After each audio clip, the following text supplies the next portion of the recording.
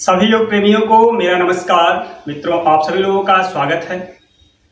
आप जानते होंगे कि योग के लाभ के बारे में अधिकतर लोग परिचित हैं। बहुत से लोग योग का अभ्यास करना चाहते हैं, लेकिन उनमें से कई लोगों की यह शिकायत होती है कि क्या करें, मेरे पास समय नहीं है, नहीं तो मैं भी योग का अभ्यास करता। हो सकता है आप भी उनमें से एक हों जिनके पास समय की कमी हो और समय की कमी के कारण आप योग का अभ्यास नहीं कर पाते। तो ऐसे लोगों के लिए यह वीडियो बहुत इम्पॉर्टेंट हो सकता है, क्योंकि आज के वीडियो में मैं ऐसे ही लोगों के लिए कुछ योग का अभ्यास बताने जा रहा हूं जो केवल आधे घंटे में यानी 30 मिनट में योग का अभ्यास पूरा करके अपने आप को स्वस्थ रख सकते हैं, हेल्दी रख सकते हैं। हालांकि मैं फिर भी कहूँगा कि प्रयास करें कि 45 मिनट या 1 घंटे योग का अभ्यास हो जाए, लेकिन नहीं हो पाता तो कोई बात नहीं। अगर आप 30 मिनट भी योग का अभ्यास कर ले रहे हैं तो यह आपको हेल्दी रखने में बहुत कारगर साबित होगा। तो आइए देखते हैं कि 30 मिनट में कौन कौन से अभ्यास करने हैं, कौन से आसन करने हैं, कौन से प्राणायाम करने हैं, सही ढंग से उनको किस प्रकार किया जाए, किस क्रम में किया जाए, जिससे आपको अधिक से अधिक लाभ मिले। मैं यहाँ आपको बता रहा हूँ तो हो सकता है पूरा वीडियो 30 मिनट से थोड़ा अधिक हो जाए, आधे घंटे से थोड़ा सा अधिक हो जाए, लेकिन जब आप अभ्यास करने लग जाएंगे तो अमूमन 30 मिनट में ये पूरा हो जाएगा। आधे घंटे में आपका पूरा अभ्यास आसन प्राणायाम सहित पूरा हो जाएगा। तो आप तैयार हो जाइए मेरे साथ। इस प्रकार एक मैट बिछा लीजिएगा, मैट ना हो तो दरी बिछा लीजिएगा, कंबल बिछा लीजिएगा। ध्यान दीजिए बहुत फिसलने वाला ना हो, तो सबसे अच्छा दरी है, आप दरी बिछा लीजिएगा। एक चीज़ और कि योग के अभ्यास करने से पहले किन किन सावधानियों को ध्यान में रखना है, इस पर मैंने एक अलग से वीडियो बनाया है। मैं आपसे कहूँगा कि उसको जरूर देख लें अगर आप पहली बार योग का अभ्यास करने जा रहे हैं। जितने भी अभ्यास मैं इस आज के वीडियो में बताऊँगा उनका लिंक अलग से मैं आपको डिस्क्रिप्शन में दे दूंगा, क्योंकि हर एक अभ्यास में मैंने अलग अलग वीडियो बनाया है। उसको अगर आप देखेंगे तो आप और अच्छे ढंग से सीख जाएंगे। फिलहाल आज का अभ्यास शुरू करते हैं। आप अपने मैट पे इस प्रकार बैठ जाएंगे। ध्यान दीजिएगा, बैठने की स्थिति आप बिल्कुल सीधे बैठेंगे। आप पालथी मार के बैठ जाएं। अगर पद्मासन ही लगा सकते हैं, पद्मासन अगर लगा लें इस प्रकार, तो आप पद्मासन भी लगा सकते हैं। नए अभ्यासी है तो पद्मासन नहीं लगा पाएंगे तो परेशान मत होइएगा। आप पालथी मार के भी इस प्रकार आराम से बैठ सकते हैं, जिसको आप सुखासन बोलते हैं। जब आप इस प्रकार बैठ जाएंगे तो प्रयास रहे कि आपका ये जो पंजा है ना ऐसे थाई के ऊपर रहे। तो बैठने की स्थिति थोड़ा ध्यान देने लायक है कि आप रीढ़ की हड्डी सीधी होनी चाहिए। झुक के कभी नहीं बैठेंगे पूरे अभ्यास के दौरान, एक गलत तरीका है। एक बार आप इस प्रकार बैठ गए। जब भी अभ्यास आप करेंगे तो प्रार्थना से शुरू करेंगे। प्रार्थना करने से आपका मन एकाग्र होता है, आप अपना ध्यान अपने शरीर पर लगाते हैं। तो अपनी आस्था के अनुसार, अपने धर्म के अनुसार आप प्रार्थना करेंगे कि आप जो अभ्यास करने जा रहे हैं इससे आप स्वस्थ हों, खुश हों, आपके जीवन में खुशहाली आए। 3 बार ओंकार का अभ्यास।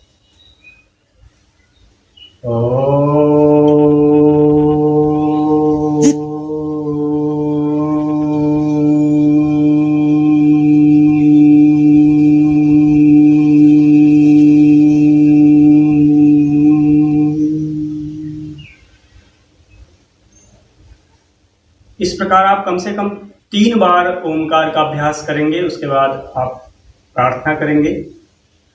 ओम संगच्छध्वं संवदध्वं संवो मनांसि जानतां देवाभागं यथा पूर्वे संजानाना उपासते। ओम पश्येन शरदः शतं जीवेन शरदः शतं प्रब्रवां शरदः शतं श्रूयां शरदः शतं अदीनाश्यां शरदः शतं भूयश्च शरदः शतं। इस प्रकार प्रार्थना आपके ऊपर है। गायत्री मंत्र, महामृत्युंजय मंत्र या चाहे जिस प्रार्थना के साथ आप शुरुआत करेंगे। शरीर को थोड़ा रगड़ेंगे, चेहरे पे रखेंगे, फेरेंगे। तब धीरे धीरे आँख आप खोल लेंगे। प्रार्थना के बाद महत्वपूर्ण अभ्यास है वार्म अप का, क्योंकि बिना वार्म अप किए आप आगे का अभ्यास नहीं कर सकते। वार्म अप आपकी बॉडी को प्रिपेयर करता है, तैयार करता है, ताकि आप आगे के आसनों का अभ्यास करें। इसको जरूर करना है। 7 से 10 मिनट इसमें लगते हैं। करते कैसे हैं? पीछे हाथ इस प्रकार रख लीजिएगा, स्पाइन को अपना सीधा रखिएगा, पैर की अंगुलियों से शुरू करते हैं। अंगुलियों को मोड़ना है, खोलना है, मोड़ना है, खोलना है 5 बार। हर एक क्रिया जो भी वार्म अप की है हम लोग कोशिश करेंगे 5 बार करने की। तो आप पैर की अंगुलियों पर ध्यान दें। 1 2 3 4 5। दोनों पंजों को आगे की ओर दबाएंगे, अपनी ओर फिर दबाएंगे, आगे की ओर, अपनी ओर। पैर बिल्कुल सीधा रहना चाहिए। इसको भी 5 बार कर लेंगे। थोड़ा सा गैप करेंगे पैर के पंजों में। दाहिने पैर के पंजे को घुमाएंगे, एंकल रोटेशन, ऐसे एड़ी से गोल गोल 5-5 बार दोनों तरफ से। इसको भी बाएं पैर को 1 2 3 4 5। दूसरी ओर से 1 2 3 4 5। दोनों पैर को मिला के एक साथ 1 2 3 4 5। अपोजिट डायरेक्शन में 1 2 3 4 5। पैर के पंजों का व्यायाम हो गया। आपके पंजे अगर जाम है तो आप बैठ नहीं सकते, कई आसन नहीं कर सकते, इसलिए कहा जाता है। घुटने को भी 1 2 3 4 5। 1 2 3 4 5। दोनों पैर का 1 2 3 4 5। दाहिने पैर को ऐसे रखेंगे बाएं पैर के घुटने के ऊपर, हाथ से इसको पकड़ के ऐसे गोल गोल घुमाएंगे, ताकि और ज्वाइंट हमारे फ्री हो जाएं। ज्वाइंट में अगर कड़ापन है तो अभ्यास नहीं कर पाएंगे इस प्रकार। फिर थोड़ा इसको इधर करेंगे, सीने तक लाएंगे, नीचे दबाएंगे, सीने तक लाएंगे, अपने हिप बोन को खोलने के लिए। यहाँ की जोड़ों में जो कड़ापन है, तो ऐसे रोटेट करेंगे इसको ऐसे पूरा। कई आसन है। ये छोटे छोटे जो वार्म अप एक्सरसाइज हैं बहुत ही महत्वपूर्ण हैं। अपने आप में अगर यही अभ्यास कर रहे हैं तो भी आपकी बॉडी बहुत ऊर्जावान हो जाती है। जो आपके शरीर के अंदर का आलस्य है वह दूर हो जाता है। इसको भी ऐसे करेंगे दोनों तरफ से, जैसे बाएं पैर से किए ऐसे ही, जैसे आपने अभी दाहिने पैर से किए ऐसे बाएं पैर से करेंगे।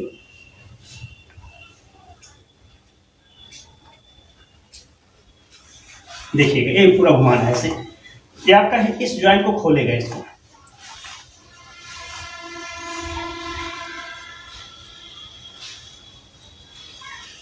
रिलैक्स, बटरफ्लाई करना है। इसके बाद आपको दोनों पैर आपके ऐसे मिला लेंगे,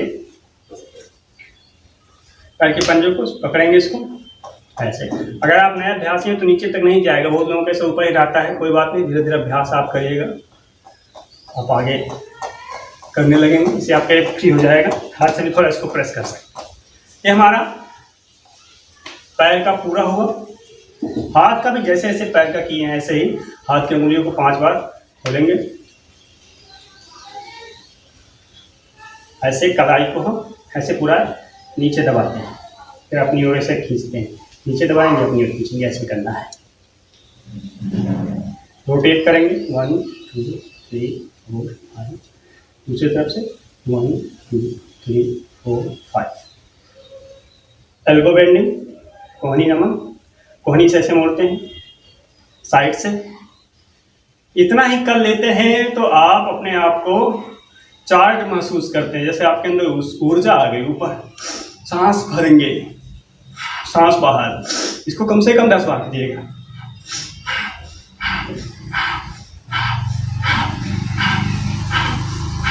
ऐसे करने के बाद खूब सांस भरिएगा, पीछे जाइएगा, छाती को पूरा फैलाइएगा। इसके बाद कंधे को ऐसे 1 2 3 4 5 1 2 3 4 5 ऐसे रख के 1 2 3 4 5 1 2। आपके कंधे को पूरा खोल देगा, जो कंधे में आपके लिखने से, गाड़ी चलाने से, बहुत देर तक बैठने से जाम हो जाते हैं कंधे। गर्दन को पीछे ले जाएंगे सांस भरते हुए, सांस बाहर निकालते हुए आगे की ओर, क्योंकि गर्दन में दर्द तो आगे नहीं झुकाएंगे।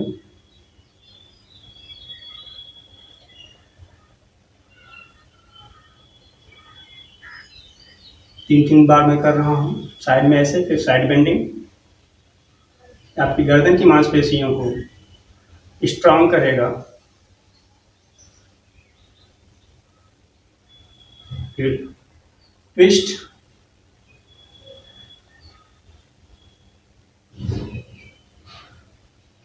उसके बाद रोटेशन।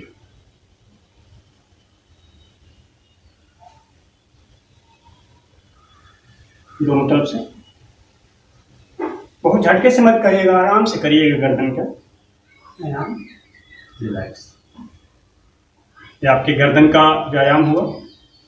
अब मुंह में वायु भरेंगे,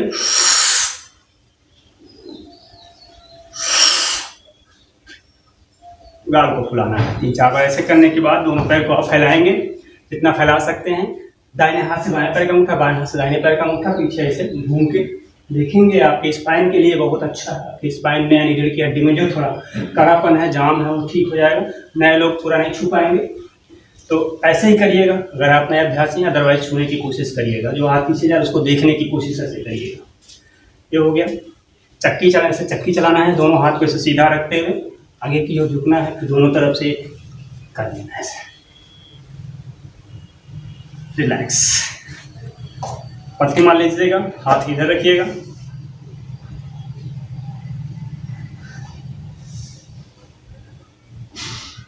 दो 3 बार इसको करना है। यह आपका वार्म अप पूरा हुआ। और भी वार्म अप की क्रियाएं मैं आपको इतना बता रहा हूं। अब हम लोग करेंगे सूर्य नमस्कार। सूर्य नमस्कार बहुत ही पावरफुल प्रैक्टिस है। इसको देखते हैं सूर्य नमस्कार का अभ्यास किस प्रकार करेंगे। सूर्य नमस्कार में कुल 12 पोज होते हैं। पहला नमस्कार आसन, दूसरा श्वास भर के पीछे इस प्रकार झुकते हैं जितना आराम से झुक सकते हैं। तीसरे में श्वास बाहर निकालते हुए ऐसे आगे की ओर झुकते हैं। चौथे में दाहिना पैर पीछे ले गए, इस बात का ध्यान दीजिएगा। 5वां पर्वतासन है। 6वां अष्टांग नमस्कार। 7वां भुजंगासन। 8वां फिर वही पर्वतासन। 9वें में फिर दाहिना पैर ही पीछे रहेगा। 10, 11 दूसरे पोज की तरह, 12। यह आधा राउंड हुआ सूर्य नमस्कार का। इसी प्रकार आधा राउंड और करेंगे तब 1 राउंड पूरा होगा। फिर से वही क्रिया दोहराएंगे।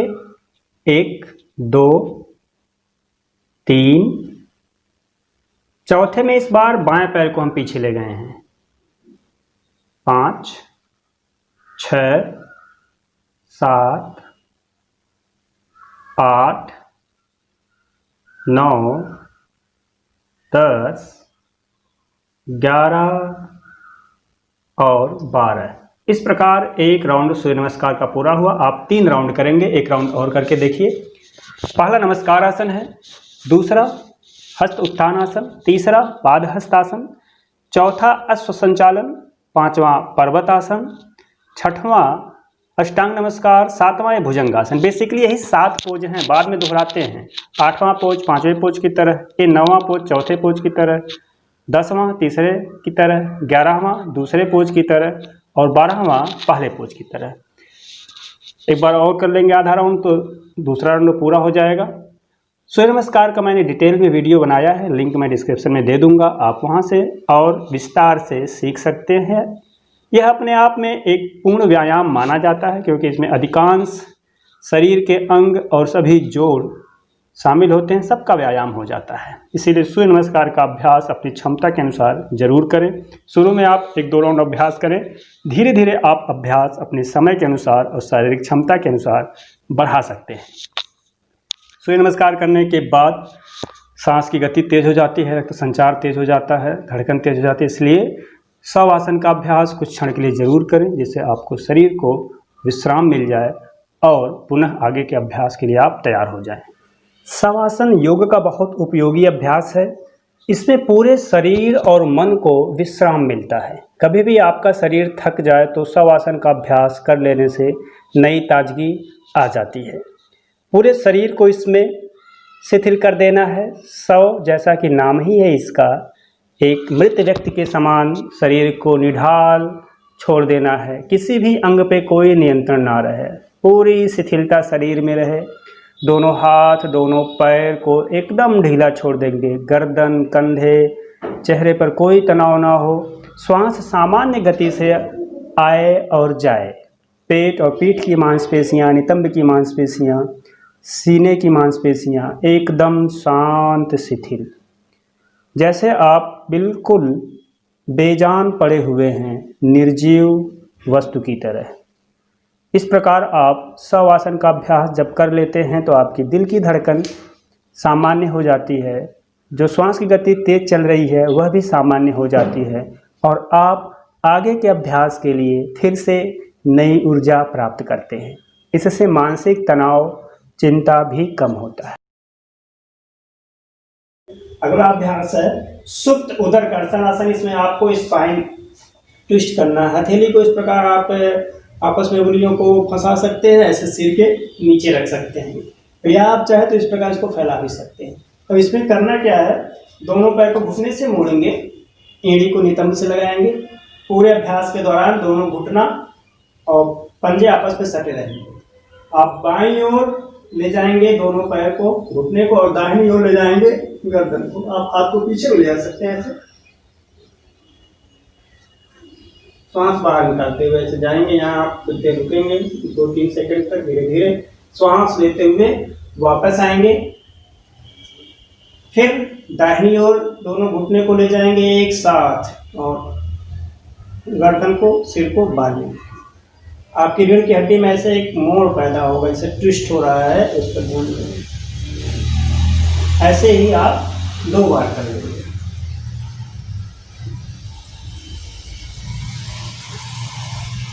रिलैक्स हो जाए। अगला अभ्यास जो मैं आपको बताने जा रहा हूँ स्कंधासन है।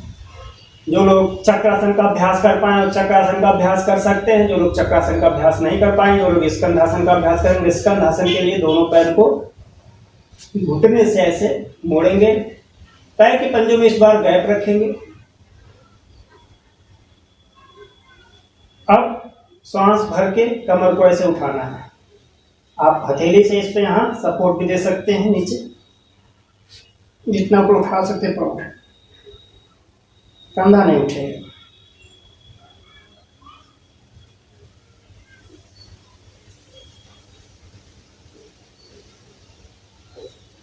कुछ देर रहेंगे, धीरे धीरे वापस आ जाएंगे। स्कंधासन का अभ्यास है। अगर आप कर पाए तो आप चक्रासन का अभ्यास कर सकते हैं इस प्रकार।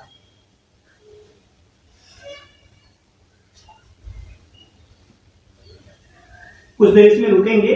चक्रासन का अभ्यास नए लोग कभी कभी नहीं कर पाते, इसलिए मैंने बताया स्कंधासन का अभ्यास आसानी से आप कर सकते हैं। पवन मुक्तासन का अभ्यास अगला अभ्यास रहेगा। दाहिने पैर को घुटने से मोड़ेंगे, ऐसे सीने तक इसको लाएंगे, श्वास पूरी तरह बाहर निकालेंगे और नासिका को सटाएंगे। कोशिश करेंगे कि आप घुटने से छूएं। ऐसे नहीं करना है कंधों को, कंधा बिल्कुल सीधा रहेगा। श्वास बाहर निकाल के इसमें ऐसे रहेंगे, दूसरा पैर बिल्कुल सीधा रहेगा। धीरे धीरे वापस आएंगे। प्रयास करें हर आसन में 3, 4, 5 सेकंड तक रुकने के लिए। ऐसे इधर से भी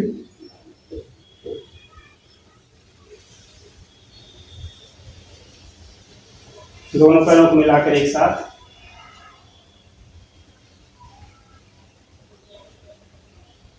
वापस आएंगे। 1-2 लंबी करके सांस फिर ले लीजिएगा। कभी भी झटके से जल्दबाजी में अभ्यास मत करिएगा। सर्वांगासन का अभ्यास करेंगे। बहुत महत्वपूर्ण आसन है। आपको युवा रखेगा, जवान रखेगा। यह आसन दोनों पैर को ऐसे सीधा उठाना है, श्वास भर के। थोड़ा पैर को पीछे ले जाते हुए आप हाथ से सपोर्ट दें ऐसे। और अब आपको दोनों पैर ऐसे सीधा करना है। दृष्टि दोनों पैर के अंगूठे पर, पूरा भार इसमें आपके कंधे पे है और गर्दन। कुछ सेकंड तक इसमें रहेंगे, 10 सेकंड, 20 सेकंड। धीरे धीरे जैसे गए हैं उसी तरह वापस आ जाएंगे। सर्वांगासन के बाद आप थोड़ा पीछे मुड़े हैं। इसमें आगे की ओर अपने पैर को दोनों ले गए हैं, तो एक पीछे झुकने वाला आसन किया जाता है। इसमें मत्स्य आसन। आप मत्स्य आसन अगर ना कर पाए तो इसका काउंटर पोज बता रहा हूँ, भुजंगासन कर लीजिएगा। भुजंगासन में भी पीछे आप अपने शरीर को ले जाते हैं, ऐसे जैसे आपने विश्व नमस्कार में 7वां पोज किया है, ऐसे ही इसमें हथेली को यहाँ रखेंगे, सांस बैठ दीजिए।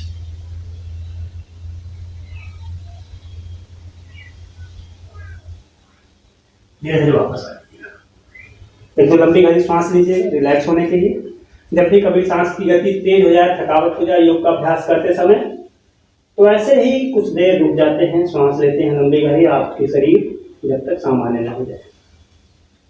अगला अभ्यास करेंगे धनुरासन। बहुत अच्छा अभ्यास है धनुरासन। दोनों पैर को इस प्रकार घुटने से मोड़ेंगे, घुटने में गैप कर लेंगे, थोड़ा आसानी होगी। पैर से इसको घुटने के, आप जब घुटने में दूरी बना लेंगे, पंजों में भी दूरी हो जाएगी। अब आप पकड़ सकते हैं ऐसे पैर के गिट्टे को, सांस भर के आगे से सीने को, पीछे से पैर को ऐसे कुछ देर सांस रोक के रखेंगे।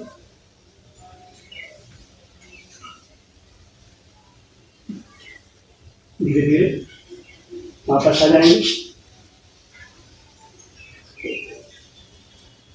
एक बार लंबी गहरी सांस, मकरासन, ऐसे शरीर को ढीला छोड़ देंगे।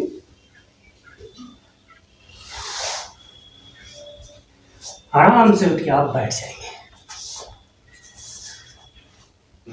एक चीज आप ध्यान दें आसनों के अभ्यास के समय कि कॉम्बिनेशन बहुत जरूरी है कि किस आसन को करना है, उसके बाद कौन सा आसन करना है। काउंटर पोज, जैसे आप आगे झुक रहे हैं तो फिर पीछे झुकने वाले आसन करना चाहिए। आप अगर दाहिनी ओर शरीर को अपने मोड़ रहे हैं, झुका रहे हैं, फिर बाईं ओर झुक के करना चाहिए। अगर आप राइट ट्विस्ट कर रहे हैं तो आपको लेफ्ट ट्विस्ट भी करना चाहिए। इन सब बातों का ध्यान देंगे, सामान्य बातें हैं, तो आप बहुत अच्छे से कर पाएंगे। अगर लगातार आगे झुकने वाले कर रहे हैं आसन, या लगातार पीछे झुकने वाले कर रहे हैं, तो शरीर में मांसपेशियों में दबाव या खिंचाव हो जाता है, बॉडी में पेन होने लगता है। लेकिन अगर आप सिस्टमैटिक वे में कर रहे हैं तो कोई दिक्कत नहीं, बहुत आराम से अभ्यास करेंगे। तो आइए करते हैं ताड़ासन और त्रिकोणासन का अभ्यास।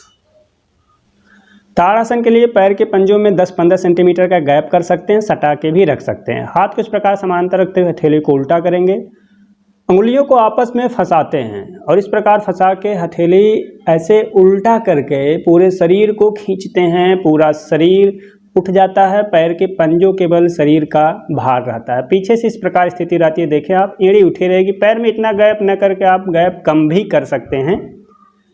यह नर्वस सिस्टम के लिए बहुत उपयोगी आसन है। पूरे शरीर में खिंचाव होता है, तनाव होता है। यह ताड़ासन का अभ्यास है, आप इसको 1-2 बार कर सकते हैं।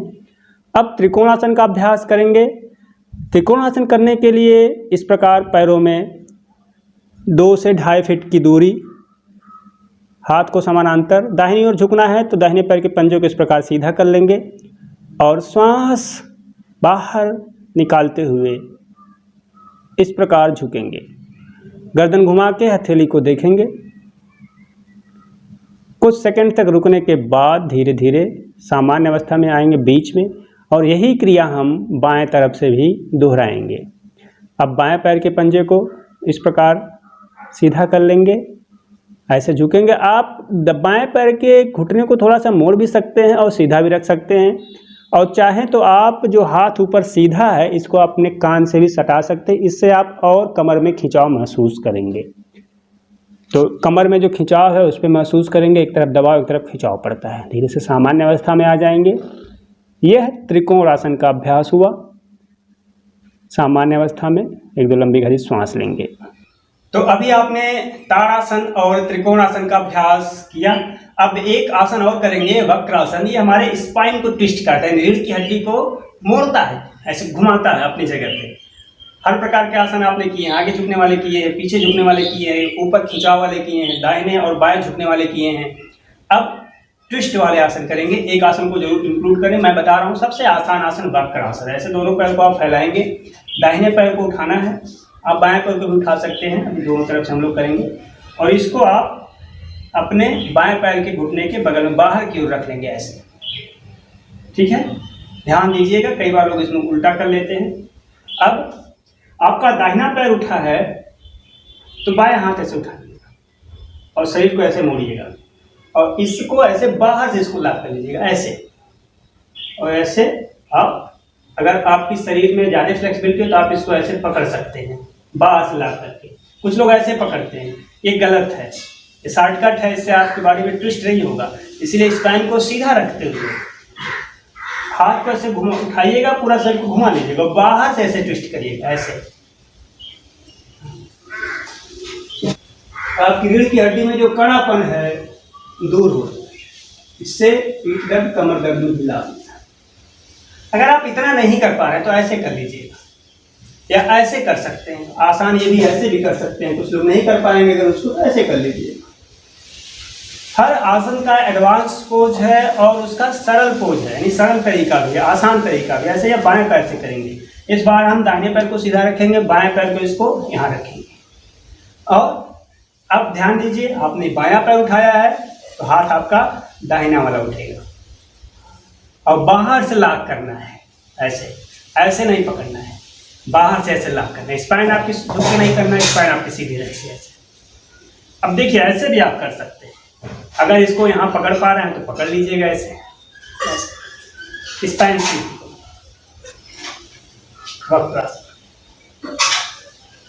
धीरे धीरे वापस आइए। तो आसनों का अभ्यास मैंने आपको बता दिया। बहुत सारे और आसन हैं, लेकिन आधे घंटे में आप सारे आसनों का अभ्यास नहीं कर पाएंगे, इसलिए मैंने बहुत जो जरूरी आसन हैं वही बताए हैं। आप इसमें कुछ और भी चेंज कर सकते हैं, आगे झुकने वाले या पीछे झुकने वाले और भी आसन हैं, उनको आप इंक्लूड कर सकते हैं अगर आपको अच्छा लगता है। अदरवाइज इसका अभ्यास आप कर सकते हैं। अब हम लोग बढ़ रहे हैं प्राणायाम की ओर। प्राणायाम का अभ्यास कैसे करेंगे? आपको इसी प्रकार बैठ जाना है। मैं इजी पोज यानी सुखासन में बैठा हूँ पालथी मार के। आप भी ऐसे बैठ सकते हैं अगर पद्मासन नहीं लगा सकते हैं, लेकिन पद्मासन लगा सकते हैं तो चलिए आज पद्मासन लगा के अभी प्राणायाम का अभ्यास किया जाएगा। इस प्रकार इसमें नहीं बैठ पाएंगे तब आप सुखासन में पालथी मार के बैठ सकते हैं। प्राणायाम में भी आपको हर प्राणायाम कम से कम 3 राउंड करना है। आप और बढ़ा सकते हैं अगर आपके पास समय है। सबसे पहले करेंगे कपालभाति प्राणायाम। मन को शांत करिएगा, श्वास लेना है सामान्य गति से और छोड़ना है झटके से, थोड़ा जोर लगा के छोड़ना है। जब आप श्वास भरेंगे तो आपका एब्डोमेन नीचे जाएगा, पेट थोड़ा आगे की ओर आएगा, पेट यानी बाहर की ओर आएगा। ये मत समझिएगा कि श्वास पेट में भर रहा है, श्वास आप अपने लंग्स में यानी फेफड़े में ही भरेंगे। होता क्या है कि जब आप श्वास लेते हैं डायफ्राम आपका नीचे जाता है, पेट थोड़ा आगे की ओर आता है, तो हमारे जो फेफड़े हैं उनको नीचे की ओर फैलने के लिए अधिक जगह मिल जाता है। तो इसलिए यह ध्यान दीजिए। देखिए कैसे सांस लिया, पेट आगे, झटके से छोड़ेंगे।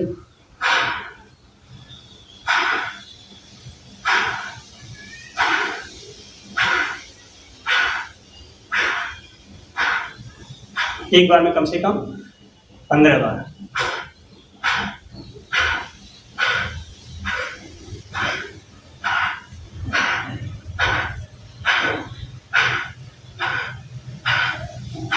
नाक से आवाज आनी चाहिए आपको। झटके में बहुत लोग ऐसे नहीं करना है, नाक से आवाज आए, पेट आगे पीछे होना चाहिए। श्वास लेंगे पेट बाहर की ओर, श्वास बाहर निकालना पेट अंदर की ओर, यह ध्यान देना है। कपालभाति का अभ्यास है, एक बार और करेंगे। आप कम से कम 3 बार इसका अभ्यास कर सकते हैं। श्वास बाहर निकालते समय आवाज आती है, लेते समय नहीं। कपालभाति में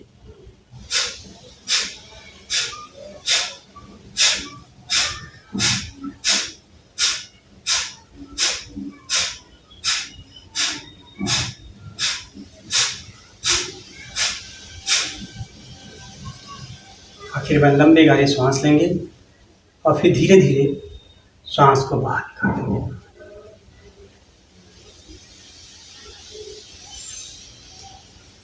यह कपालभाति का अभ्यास था। आप इसको 3 राउंड करेंगे, मैंने 2 बार आपको बताया है। कपालभाति के बाद आप भस्त्रिका का अभ्यास करेंगे। कपालभाति भस्त्रिका में अंतर यह है कि भस्त्रिका में श्वास लेते समय भी आवाज आती है और श्वास छोड़ते समय भी आवाज आती है, यानी लेना छोड़ना दोनों झटके से होता है। कपालभाति में आप श्वास तो सामान्य गति से ले रहे थे, सिर्फ छोड़ना झटके से हो रहा था, लेकिन इसमें लेना छोड़ना यानी इनहेलेशन और एक्सहेलेशन दोनों झटके से होगा। पूरक और रेचक देखिए ऐसे।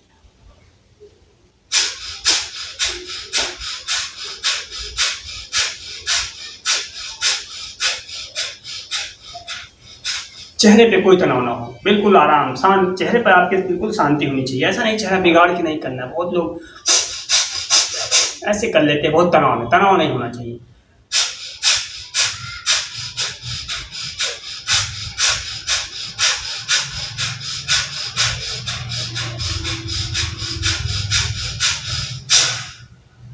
लंबी गहरी सांस लेंगे, फिर छोड़ देंगे।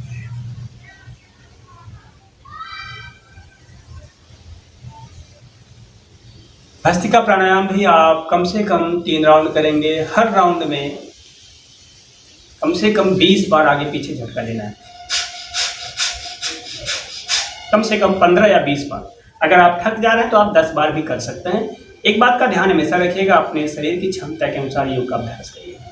तो भस्त्रिका प्राणायाम का अभ्यास हो गया, इसके पहले आपने कपालभाति का अभ्यास किया। अब करेंगे अनुलोम विलोम का अभ्यास। अनुलोम विलोम प्राणायाम बहुत लाभदायक है, इसको जरूर करिएगा। कभी आपके पास बहुत कम समय है तो भस्त्रिका या कपालभाति में से आप एक करिएगा, लेकिन अनुलोम विलोम जरूर करिए। मन को शांत रखेंगे, 2-3 लंबी गहरी सांस लेंगे। हर प्राणायाम के बाद 2-3 लंबी गहरी सांस जरूर लीजिएगा, लगातार नहीं करना है। सीधे बैठेंगे प्राणायाम के समय, रीढ़ की हड्डी में कभी भी झुकाव ला के नहीं बैठते, ऐसे नहीं बैठते, गलत तरीका है। बहुत आप स्पाइन आपकी सीधी रहे, बहुत अकड़ के भी नहीं बैठना, ये भी तरीका गलत है। आराम से हल्का सा कोहनी आप मोड़ देंगे। अनुलोम विलोम में क्या करना है, दाहिनी नासिका को बंद करना है ऐसे, बाईं से लंबी गहरी सांस लेंगे धीरे धीरे, कम से कम 10 गिनती में, मन ही मन गिनती गिनेंगे, और 10 गिनती में धीरे धीरे दाहिनी से निकाल देंगे। फिर तुरंत दाहिनी से धीरे धीरे लेंगे और 10 गिनती में ही बाएं से आप निकाल देंगे। यह एक राउंड होगा अनुलोम विलोम का।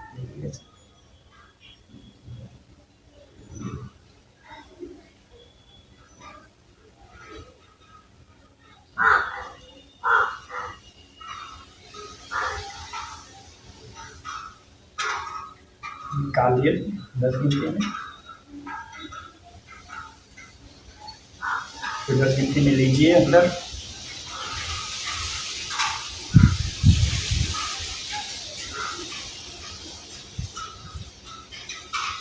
दाहिनी नासिका बंद करके बाईं से 10 गिनती निकाल दीजिए, मन ही मन गिनती गिनेंगे।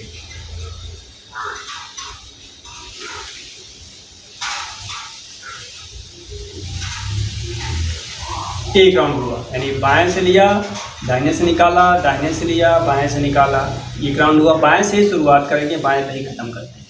जितनी देर में सांस लेंगे उतनी देर में सांस निकालते हैं। बहुत शांत भाव से आंख बंद करें। प्राणायाम का अभ्यास आप आंख बंद करके करिए। आसनों का अभ्यास भी आंख बंद करके करेंगे तो अच्छा है।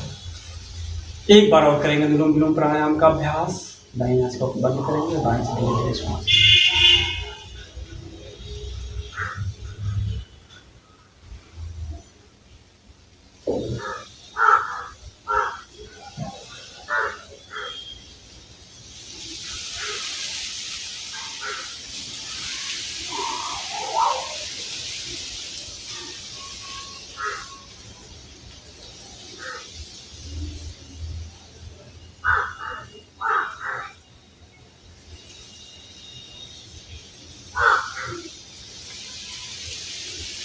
ऐसे आप अंगूठे से दाहिनी नासिका को बंद करना और इससे अनामिका से बाएं को बंद करना। झटके से कई लोग प्राणायाम अनुलोम विलोम में भी आवाज निकालते हैं, गलत तरीका है, ऐसा नहीं करना आपको। बहुत लोग इसको करते हैं, कई जाने माने लोग, गुरु भी इस प्रकार बताते हैं, लेकिन हठ योग के ग्रंथों में ऐसा नहीं बताया गया। बहुत धीरे धीरे सांस लेना है, तभी आपको लाभ मिलने वाला है। 3 प्राणायाम आपने किया, कपालभाति, भस्त्रिका, अनुलोम विलोम। अब आखिरी प्राणायाम भ्रामरी प्राणायाम। मन को शांत करेंगे, तर्जनी से या फिर मध्यमा से कान को बंद कर लेंगे ताकि बाहर की आवाज़ ना आए। शांत भाव, चेहरे पर कोई तनाव नहीं। लंबी गहरी सांस लेंगे और सांस लेने के बाद नाक से ही सांस निकालेंगे, भौरे की तरह, जैसे भौरा गुंजन करता है, इस प्रकार की आवाज़ आए। ऐसा लगे कि जहाँ दोनों उंगलियाँ अगर आप मिलाएं अंदर, तो ब्रेन में जहाँ दोनों उंगलियों का मिलन हो, वहाँ से वाइब्रेशन उत्पन्न हो रही है, तरंगें उत्पन्न हो रही है। उस वाइब्रेशन को महसूस करना है, जो आवाज़ निकल रही है। लंबी गहरी सांस लेंगे धीरे धीरे।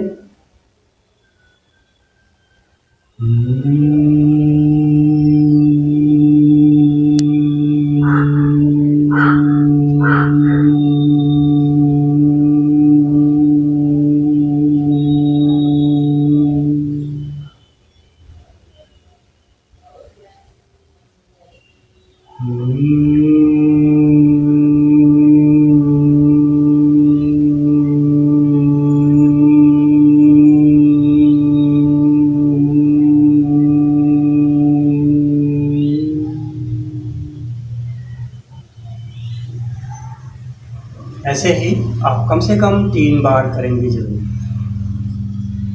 भ्रामरी प्राणायाम का अभ्यास कर लीजिएगा। अब हम लोग आखिरी चरण की ओर हैं। 3 बार ओंकार का उच्चारण करेंगे, उसके बाद शांति पाठ करके योग का अभ्यास समाप्त करेंगे। आपके पास समय बच रहा है तो शांति पाठ के बाद कुछ देर आप मौन रह के ध्यान का अभ्यास कर सकते हैं, 5 मिनट 10 मिनट। लेकिन पहले 3 बार ओंकार का उच्चारण।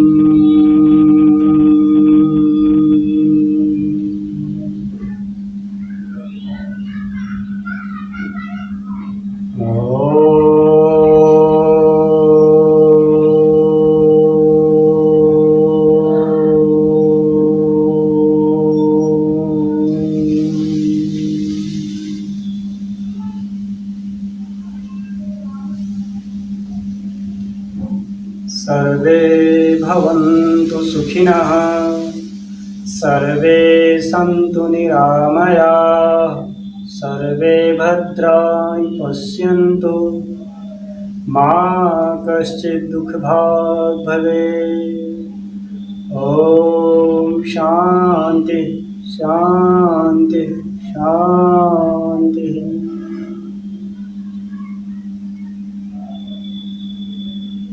अब आप कुछ देर मौन का अभ्यास कर सकते हैं। शांत भाव से एकाग्र भाव से आप अपनी सांस को ध्यान देंगे। मेडिटेशन का अभ्यास। कुछ देर इसमें रुकने के बाद आप दोनों हथेली को आपस में रगड़ेंगे। हथेली में गर्माहट आ जाए, चेहरे पे रखेंगे। धीरे धीरे आँख खोलेंगे हथेलियों के अंदर। झटके से आँख आप आँख बंद करके रहते हैं कुछ देर तो आँखों में ऊर्जा आ जाती है। झटके से बिल्कुल नहीं, धीरे धीरे। तो यह 30 मिनट का योग का अभ्यास था। वीडियो थोड़ा लंबा हो गया है आपको समझाने के नाते। आप अभ्यास जब करने लगेंगे तो यह 30 से 35 मिनट मैक्सिमम, आप चाहेंगे तो 30 मिनट में भी ये कवर हो जाएगा। मैंने जितने भी अभ्यास बताए हैं सबका डिटेल लिंक डिस्क्रिप्शन में दे दूंगा। आप और अच्छे ढंग से सीख जाएंगे। योग का अभ्यास देखा देखी मत करिएगा, अपने शरीर की क्षमता के अनुसार ही करना। मैं बार बार कह रहा हूँ क्योंकि कहा गया है कि देखा देखी कीजय योग और छीजय काया बाह्य रोग। अगर आप देखा देखी अभ्यास कर रहे हैं कि योग कर रहे हैं तो मैं भी करूंगा, कई बार इससे रोग उत्पन्न भी हो जाते हैं। इसलिए हर एक अभ्यास सही ढंग से, सही विधि से, धीरे धीरे उसका आनंद लेते हुए करिएगा। योग का फायदा तभी है जब आप धीरे धीरे अभ्यास करेंगे, आनंद लेते हुए अभ्यास करेंगे। झटके से बहुत भागम भाग अभ्यास करेंगे तो फिर योग योग नहीं रह जाता। आपके मन में कोई प्रश्न हो तो पूछ लीजिएगा कमेंट सेक्शन में जाके। मैं कोशिश करूंगा कि आपकी सभी शंकाओं का समाधान करूं। आप स्वस्थ रहें, खुश रहें, योग को अपनाएं, अपने शुभचिंतकों को भी योग करने के लिए प्रेरित करें। अगर अभी तक आपने चैनल को सब्सक्राइब नहीं किया तो आप इसको सब्सक्राइब कर सकते हैं। इससे और भी वीडियोज आपको मिलते रहें। नमस्ते।